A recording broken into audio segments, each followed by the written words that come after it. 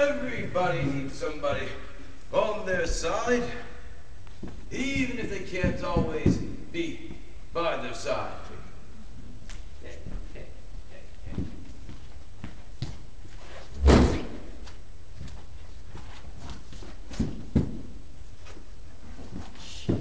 Well, you can leave if you want, pal.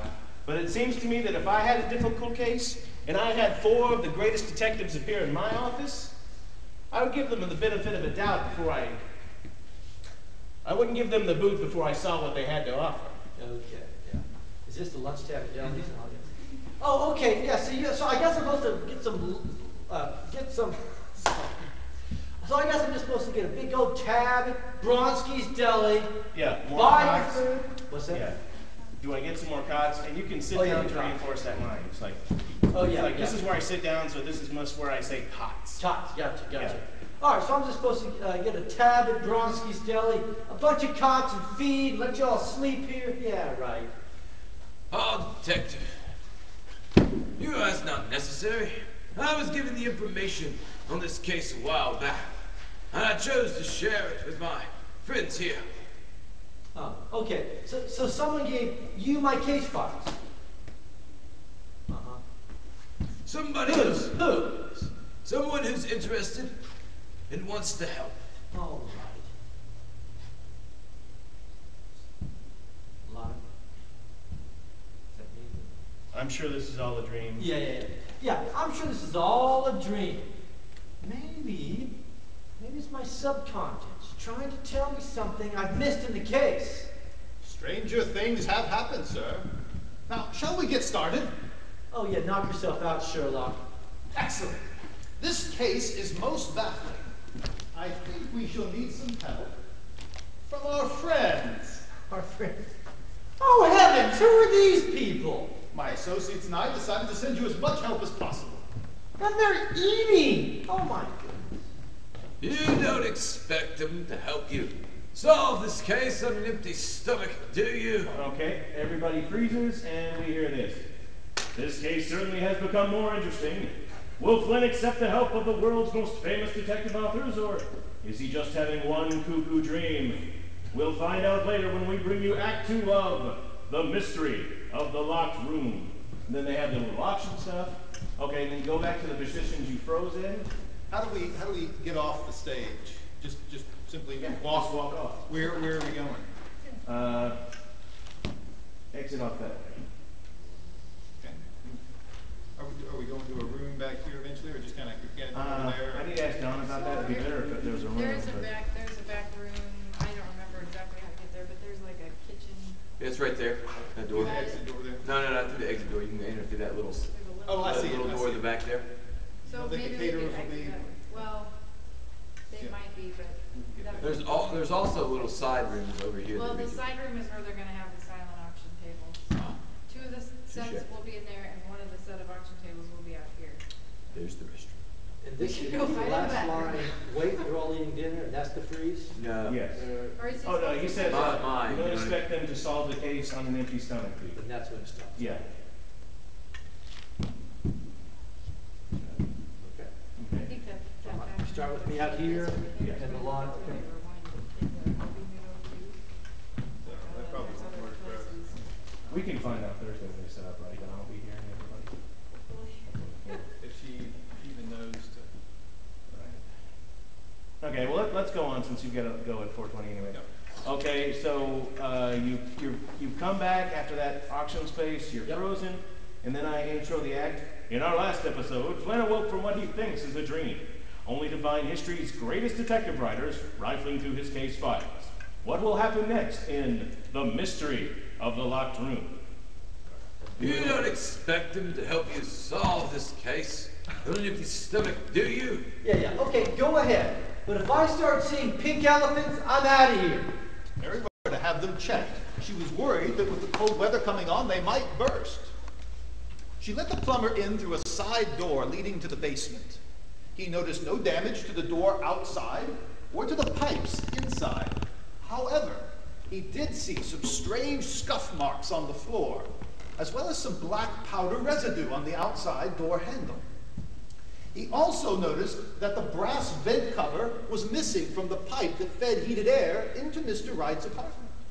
But the landlady assured him this was probably the result of delayed maintenance and not out of the ordinary. Yeah. Hey, Sherlock, I already thought about that. The powder turned out to be coal dust, but the landlady said that the coal furnace was broken and she, her husband, and Mr. Wright were forced to use their fireplaces. The landlady once asked Mr. Wright and Rebecca if it was warm enough in the house, but Rebecca said that she preferred the fireplace, thought it was warmer and more romantic. Both Mr. Wright and the landlady found the fireplace warm enough, so they postponed fixing the heater. But still the tapping noises continued. Yeah, right up until 2 days before Mr. Wright's death. The landlady said she hadn't heard from him in a while, so when she and Miss Robinson opened the door and found him dead, they were stumped. And I never did figure out why the tapping was so important. My turn, Arthur. Of course. Now, Mr. Flynn, concerning the relationship of Mr. Wright and Miss Robinson, what seems strange about that to you? Their age difference. Naturally. Now, I am not one to say that love doesn't happen in the strangest of circumstances, but I can say that it definitely follows fairly predictable patterns. Both of my husbands cheated on me, so it's not hard to draw the conclusion that a young thing such as Rebecca would have no interest in Mr. Wright. Well, besides his money.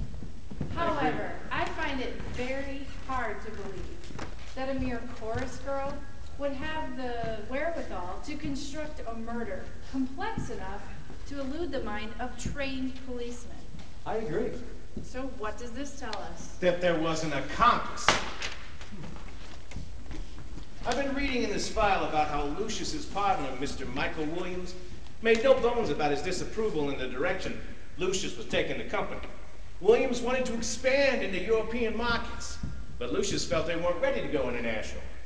That must have made Williams angrier than a legless cat in a room full of crippled birds. Yeah, sure, they had a couple of blowouts, but I think they'd gotten past all that. They began to smooth things over a long time ago.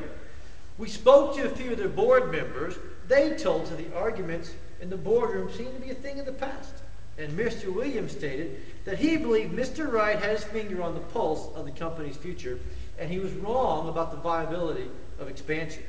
He's next in line to run the whole thing, which raised red flags in my superior's investigation, but is a dead end without evidence. Oh, the pulse, you say? That's what he said. Never mind what these folks tell you.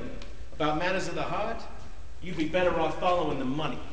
I bet my bottom dollar that Williams and that little chickie were in it together. You want to tell me how?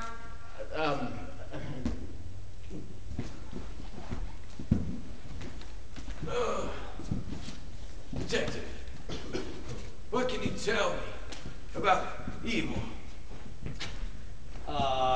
In this case? No, let's keep it simple. What can you tell me about the nature of evil? It is not merely the absence of good. It is a power in and of itself. It spreads, it deceives, it infects. It also affects those around it. If you wish to test someone's guilt, it would be wise to look at those they were close to. Now, who is missing from the board? No one. Everyone involved in this case is on the board. Ah, but what about Mrs. Williams? No way. She was out of the country at the time. I'm not saying she was involved, Detective, but was she affected? If Mr. Williams is your prime suspect, it stands to reason that those closest to him would be affected by his actions, particularly his wife. We did interview her after the fact. The only thing that showed up was this thing with the dog. Ah, Yeah, the dog got sick. They took it to the vet, and while I was at the vet, the thing up and died on it. Did they explain how the dog was acting before it died? Gosh, it was really strange. All they said, it was like he'd been running a marathon or something. He's all hot and panting, and then he just died on it. I don't know why. Something about that seems familiar. A little strange. Maybe an old book or something. I'll have to think about it. Oh, well. Anyway. Well, what about Mr. Williams? We already have a full statement from him, and we, No, detective. Not what he did, but what he has done. You've lost me. What was Mr. Williams' occupation before he partnered with Mr. Wright? He was a major in the Army. Oh, Now that's interesting. A major in the army.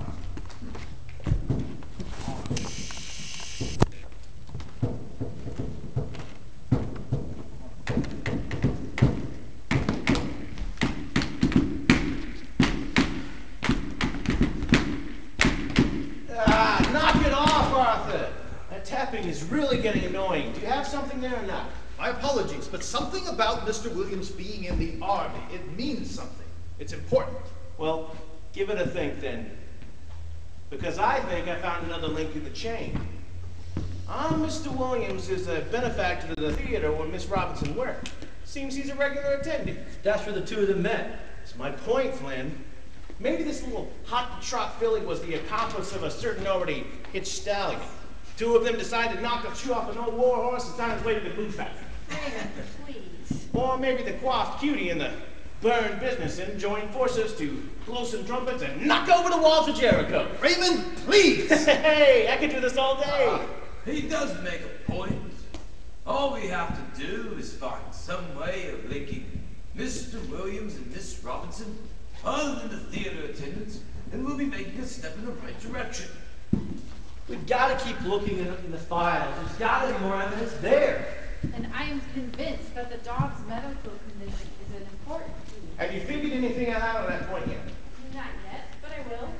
Did you know I made an extensive study of chemicals and poisons? I once successfully chloroformed a hedgehog that got tangled in a tennis net.